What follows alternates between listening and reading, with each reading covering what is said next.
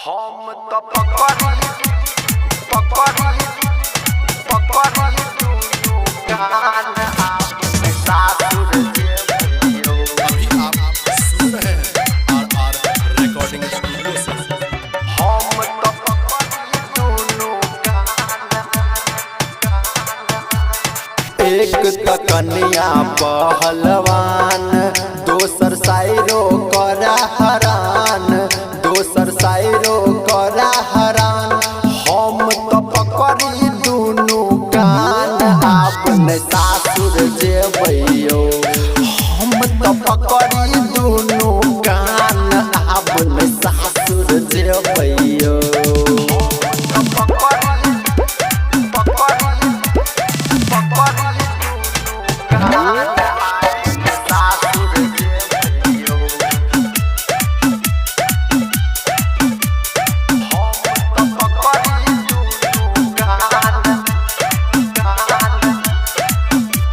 सुखल चूड़ा फेटल धान, कह कलिय जलपान, कह कलिय जलपान। हम तो पकड़ी दुनू कान आपने सासुर जेबैयो। हम तो पकड़ी दुनू कान आपने सासुर जेबैयो।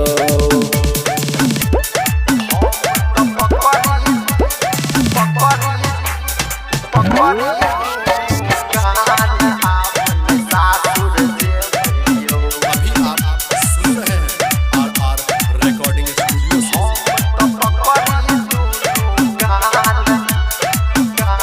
सासुर बीड़ी ससुर भान, भोरे भोरे करान मान, भोरे भोरे करान मान।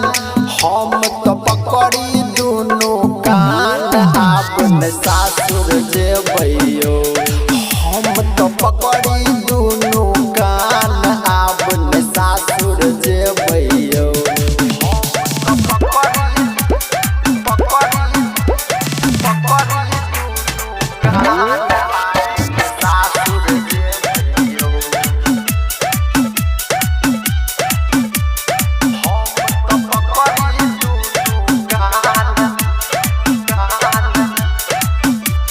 सासुर जेबै शौख पुरान, सबटा भ गेलै ओरान, सबटा भ गेलै ओरान।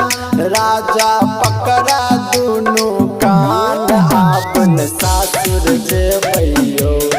राजा पकड़ा अपन कान आपने सासुर जेबैयो।